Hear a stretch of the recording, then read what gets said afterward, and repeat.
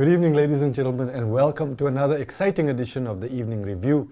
My name is Okito Greig, and today in studio with me is Rikus Grobler. He is the Manager of Innovation at Capricorn Group. Good evening, Rikus. Good evening, Okito. Thank you very much. Let's talk about the Just Transition to the Future Water and Energy Nexus Challenge. It's a mouthful, eh? But it is. for short, we say I just say JTF. JTF. Yeah, Just JTF. Transition to the Future. Yeah. It's a big project. Eh? Yes, so the background is, let me first maybe just say what it is about. So it's an open innovation challenge where we challenge entrepreneurs, researchers, students, basically anybody who have creative and innovative ideas to solve for energy and water issues in Namibia, which is, as we know, a drought-prone region. Yes. The reason why we're doing it like this is, we challenge, I'm just going to say the public, but it includes all those entities I've named. We challenge people to come up with ideas to solve for these things, and then there's criteria that we use to evaluate the ideas, to make sure that the best ideas gets chosen, and then there's a prize up for grabs for the first 3 winners. And the reason it's called open innovation, and the reason why we do it like that is so open innovation, meaning involving networks, involving the public, involving people to solve for these challenges, and motivating them by putting up a prize. You get people with great ideas, and this motivates them to surface their ideas, to think more about it, to actually develop it to some extent. Yes. And then also to network, because you, as part of the challenge, you also get exposure to some training networks. There's a what we call for the top 10 contestants. There's a disruptors blueprint. That the contestants participate in, which help them to polish their ideas and their proposals, make it ready for pitching to possible investors, or for getting a loan, or whatever the case may be. Excellent. So there's a lot of benefits in doing it this way. Let's go a bit back. I mean, how did Capricorn Foundation get involved? Because I saw some of your partners include the UN. And with those international partners, how did you get it to be about the problems that we face here in Namibia? It's an excellent question. So there's a long story behind this. So our Capricorn Foundation got involved originally. The project is an umbrella project from the United Nations Development Organization, UNIDO.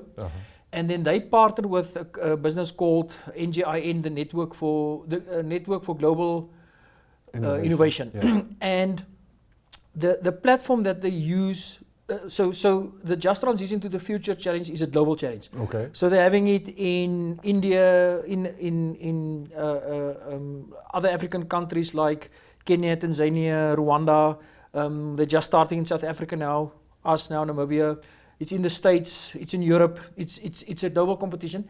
But the global focus is the whole Just Transition to the Future is specifically looking at energy, renewable energy, etc. Things like charging point for EVs, affordable solar for rural areas, these kind of things. And then Capricorn Foundation previously did open innovation projects like maybe some of the viewers will remember the Food Waste Challenge. Yes. Where we used open innovation to solve ideas for solving for food waste in Namibia, which is also a very, very challenging issue for Namibia. And the platform we use is the same platform they use for this challenge. So the people from NGIN, the company owning the platform said, but if you run this competition, you should speak to Capricorn Foundation because they use the platform for one of their open innovation challenges. And that's how we got involved. And then, so Capricorn said, we've seen the power of open innovation. We've seen how creative and innovative people can be. So we started talking with him, and he said, we'll sponsor the project in Namibia. The other party involved is Co-Creation Hub, or CC Hub in Namibia. It's an incubator. The head office is in Nigeria, but they also have offices right across Africa. So they are the implementation partner. So Capricorn Foundation sponsors the project. We are involved to some extent with the management. They're often promoting it and providing resources, but CC Hub is the implementation partner. So they drive the platform. They also help with the promotion. We had a couple of live events roundtable discussions and things to promote the event. And that's what they do as part of the, let's call it consortium that drives this. So that's how we got involved, and those are the parties that's involved. And then in terms of the focus for Namibia, so when Capricorn got involved, we said yes, and it was last year in the height of, well, we've received some rain now, but in the height of the drought. And we said yes, we will become involved, but while we're doing this, energy is a big issue for us. Yes. But we also, water and drought is serious challenges for Namibia. So we said we will get involved, and if we do if we do it in Namibia, we want to Namibianize it, give it a Namibian flavor. So we want the participants, the innovators, let's use that word, to also look at solving for water challenge in Namibia while being energy efficient. Okay. And that's how we went through a couple of iterations in terms of scoping it, planning it, deciding on the criteria we're looking at, etc. And then it was decided to call it the Water Energy Nexus. So yes, looking at energy efficiency, the whole just transition to the future is meaning to not let anybody get left behind in terms of access to sustainable energy, making energy affordable, make it renewable, make it cheap, etc.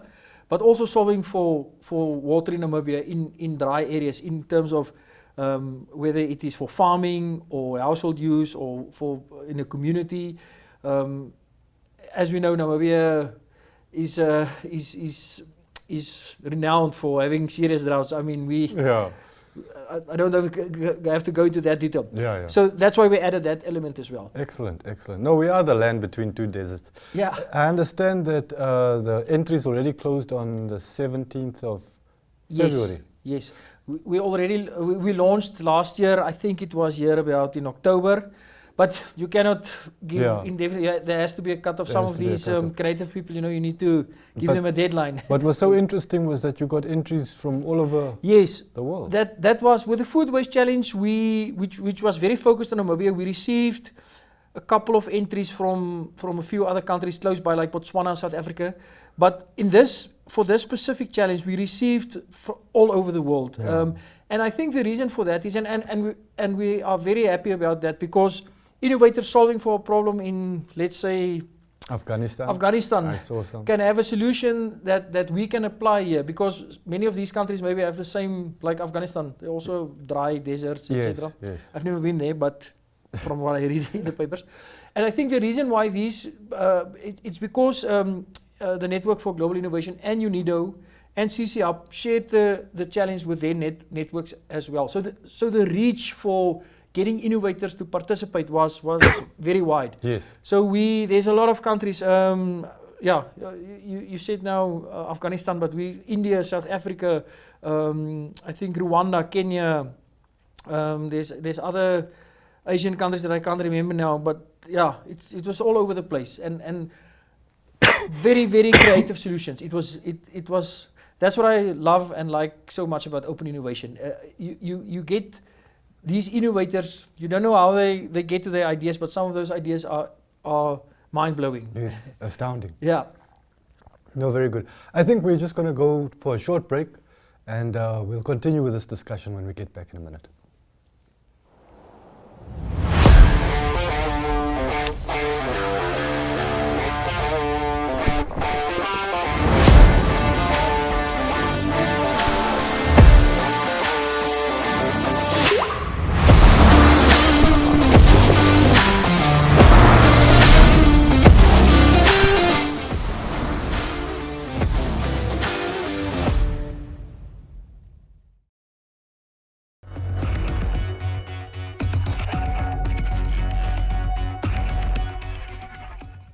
Welcome back, and here in the studio with me still is Rikus Grobler. He's the Manager of Innovation at Capricorn. We're talking about the Just Transition Water and Energy Nexus Challenge, and we were discussing about all the different entries that you got all over the world. But in Namibia we also have innovators. Yeah. Although in general, innovation doesn't seem to be such a life-changing activity. I don't know, have there been examples of Namibian innovators who have met with success? What do you think the obstacles are Yeah. So it's a good question. It's a difficult question. I've been involved in these kind of events now a couple of times, and let's start with your first statement. So I've seen Namibians are really creative. We saw with the food waste challenge as well, and I can disclose, I think, of the top 10 candidates moving forward, even though we had this spread of countries participating, I think, don't quote me, but 8 of the 10 are Namibian. Oh, wow. Yeah, and I think the reason why Namibians are so innovative and creative is because of we live in a harsh country, you know. It's a fight for survival here. Namibia is it's a lovely country, but meaning innovators are driven by solving problems and solving issues, and adverse conditions lead to great ideas for solving for that.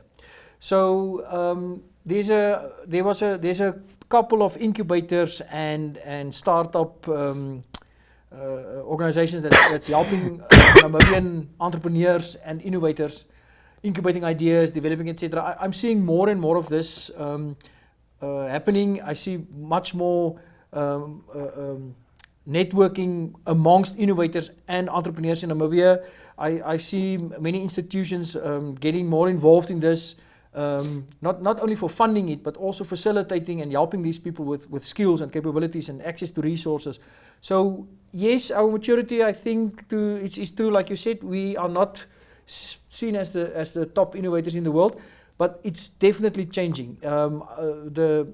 The landscape or the ecosystem, let's use that word, for entrepreneurs, for innovators in Namibia is definitely evolving. It's evolving fast, based on not only with the challenge, but in other forums and meetings and things I participate in and sit in. Mm-hmm. That's the one thing. And you asked for success stories. Putting me a bit on the spot now to look at specific, but there are a couple of, I don't want to name specific ones. I think it will be unfair because there's other entrepreneurs that's maybe not as well known yet for what they've achieved, but they're getting there and they're moving fast. So I'm really excited about the innovation / entrepreneurship landscape in Namibia. Okay. I've been involved in this area. I mean, it's my life's work and my passion for many years now. And that flywheel has started to moving fast now, and the momentum is there. And once these resources comes available, more people are becoming involved in. I have a great idea for a business or for a technology I'm developing or an invention I'm developing. Our regulatory landscape in terms of intellectual property is also evolving around that. Yeah. So yes, I think to answer your question, to say that it is difficult. Sorry, that was also part of your question. It is difficult specifically because I think the environment for entrepreneurs and starting a business is challenging in Namibia for various reasons. Many people will say access to funding. I don't think that's necessarily the case, but let's make it short. I think it's difficult. We have a small market. Yes. Namibia is a small country with not a big population. So for many products, businesses, etc., you need scale. So we need to start thinking to go across Namibia's borders. Obviously, the internet has opened up the world for us. There are a couple of challenges in terms of regulatory issues and maybe technology issues, but it's evolving fast, and it's shifted gears in my opinion. So I think entrepreneurs, innovators, inventors in Namibia should be positive, and they should take the ideas forward and participate in things like the Water Energy Nexus. We have clever people, we have creative people to come up with solutions to solve these challenges. Because if the innovators and the entrepreneurs don't do it, who will do it? Yeah, exactly. We need these people. We need them. Yeah. We need them. But now, share a little bit of your experience with us. I mean, all these years you've been doing it.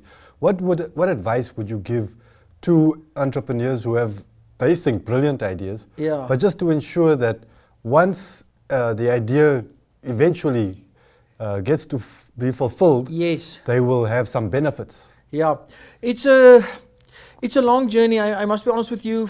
As an innovator or an entrepreneur, whether you're innovating within an organization or as an entrepreneur or an inventor, it's a difficult journey.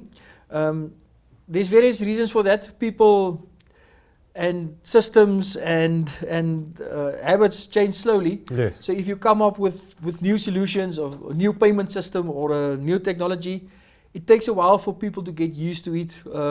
It takes a lot of marketing and advertising to promote your stuff and to get people to start using it or to start adopting it and understanding it. But my advice would be, the first thing is, I don't think there's something like a bad idea. Okay. Some ideas are just less developed. So my advice would be, if you have an idea and you're really passionate about it, sometimes there's intellectual property rights involved in this. I'm going to park that for a moment, but discuss your idea with other people, get some other inputs, get a mentor or join one of these organizations that's starting to pop up in Namibia, incubators and think tanks and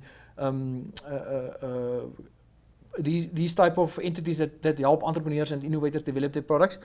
Network as much as you can, and then also so refine that idea that into a value proposition that you can go and sell. Mm. To get funding from investors, even if you have to borrow it from a bank or ask a family member or whatever, an angel investor or whatever, you need to sell that idea to somebody. Yeah. To get the funding. If you're lucky enough to have your own funding, you still have to sell the idea for people to start using it, etc. Yes. So develop your idea fully, network as much as possible, learn to pitch your idea properly, and then also do your research. We live in a time where, with the internet and access to information through artificial intelligence and these things, you can get information at the click of a button. Yeah. So properly research your idea. Who will use it? What problem will it solve? What's the market for it, etc. People sometimes think, and I'm not criticizing, I'm just saying lessons I've learned over the years. Yeah. I mean, I'm like that myself. If you get an idea, you're like, wow, this is a great idea. But it's not always. So don't fall in love with your idea so much that you don't put in the work to actually determine if it's really feasible, if there's really a market for it. And if not, just move on to the next one. I'm not saying give up quickly. Mm. What I'm saying is do the due diligence to properly develop your idea. Yeah. And if you see it's not going to work or something already exists or whatever the case may be, move on to the next one. Okay. Linus Pauling said, to have good ideas, you have to have lots of ideas. And then also utilize these things like these innovation challenges and these things. Sometimes innovators, you have to give them a problem to solve. And that's also what we're trying to do with the Open Innovation Challenge. We say, this is the problem we have. This is this kind of solutions, what you're looking for. They have to tick these boxes. And some people are, that is an incentive for them to some people just like solving problems, coming up with ideas, being innovative. And there's a motivation for them as well to win the prize money. Yes. And to use that prize to develop the idea further or to start a business or whatever the case might be. So be on the lookout for these kind of opportunities to use your creative skills to develop and come up with ideas. Perfect. I understand that now with the next processes in terms of the challenge, a lot of that same advice that you've just been given will also be shared with the participants. Can you elaborate a bit about what's going to happen next? 100%. So this Disruptors Blueprint is a course. It's for free for the people who participated. I think it was for the top 30. So it's an online course that's been developed by Network for Global Innovation, where they hone people's skills with regards to shaping your idea, getting it investor ready, understanding how to scale your idea, how to monetize it, etc. So, and it's for free. So it's really an opportunity for these people for these innovators to polish their ideas, to hone their own skills. If that idea doesn't work, you at least you've learned something and you have the knowledge now. When you move on to the next one, you're more experienced and you do it better. So that in itself to me is an opportunity. Yes. And then also so what will happen now, the final evaluation is what we now say the pitch day or the demo day, Yeah. where these innovators come and they, in front of a live judging panel, they propose their ideas or their solutions, explaining what it does, etc. And that panel of judges, it's like these things that you see on TV, these programs like Shark Tank and Dragons Den. They also ask you, because we choose the panel, or the panel is selected based on their experience in certain areas, including understanding how to scale and ideas and start businesses from it, etc. So in the questions they ask the innovator, Yeah. they also make them think about things that they maybe haven't thought of. Also, like I said, you have to be able to sell an idea, whether it's to an investor or getting a loan or getting money from a relative, whatever. That also helps these people to develop these skills on how to explain your idea, how to sell it, how to make somebody understand the value of it and buy into that. And that event is in April. It is the 2nd of April, yes. 2nd of April. So then the top 10, based on the first round of judging, will go into that final event where they will pitch their ideas to this panel. And then the panel will rate and score the ideas to pick the 3 winners. Excellent. Because we're almost out of time. So please, you've mentioned the prize money once or twice. Yes. Tell us what it is. And then a last parting thought. I really wish we could make it more. And I've reached out to other sponsors, but that's just sometimes I'd go. So the first prize is 50,000 Namibian dollars. The second prize is 30,000 Namibian dollars. And the third prize is 20,000 Namibian dollars for the top 3 winners. Excellent. And a last message to our viewers? If you have a good idea, I'm an ideas person. I like ideas, whether it's solving an issue at work or in your sport club or just at home or whatever. If you have a good idea, share it with the world. Make the world, use your creativity to make the world a better place. So share your idea, discuss it with someone, and take it further and implement it and make the world a better place with your creativity. Thank you very much. And there you heard it, ladies and gentlemen. Use your good ideas. And I mean, who couldn't use an extra 50,000 if you get that first place? But really, Namibia needs all the help we can get in terms of water and electricity. That's all for tonight. Have a great evening. Goodbye.